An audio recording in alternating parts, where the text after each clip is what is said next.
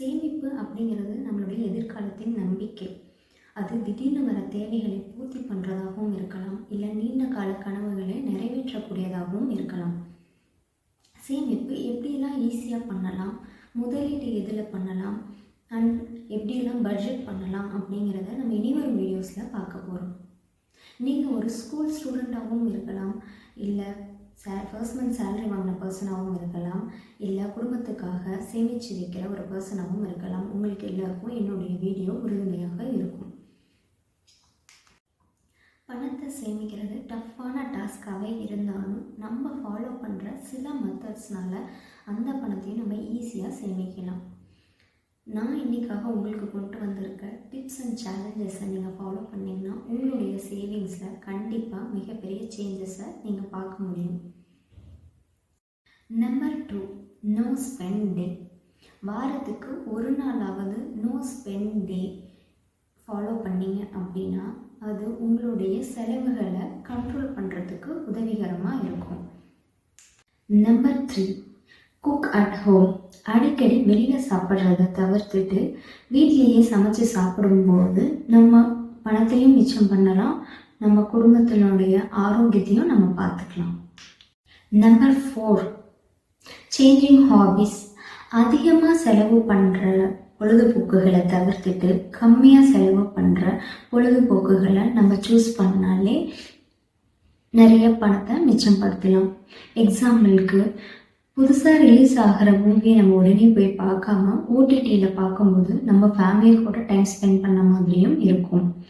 அதுவும் இல்லாமல் கார்டனிங் பண்ணலாம், யோகா, பார்க்கில் நம்ம வாக்கிங் போகிறது, இந்த மாதிரி விஷயங்கள்லாம் பண்ணும்போது இன்னும் நம்ம ஆரோக்கியமாகவும் இருக்கலாம். Number 5, envelope method. இந்த மெத்தட் ஃபாலோ பண்ணி நீங்கள் உங்களோட வீட்டு செலவுகளை ஒவ்வொரு செக்மெண்ட்டாக பிரித்து அதுக்கு ஏற்ற மாதிரி நீங்கள் சேவ் பண்ணி வச்சிங்க அப்படின்னா எந்தெந்த செலவுகள் அதிகமாக நம்மளுக்கு நடக்குது, எந்தெந்த செக்மெண்ட்டில் நம்மளுக்கு கம்மியான செலவு ஆகுது அப்படிங்கிற விஷயத்த நம்ம பார்த்துக்கவும் முடியும். ஈஸியாக பட்ஜெட்டும் பண்ணிக்கவும் உங்களுக்கு உதவிகரமாக இருக்கும் இந்த என்வலப் மெத்தட்.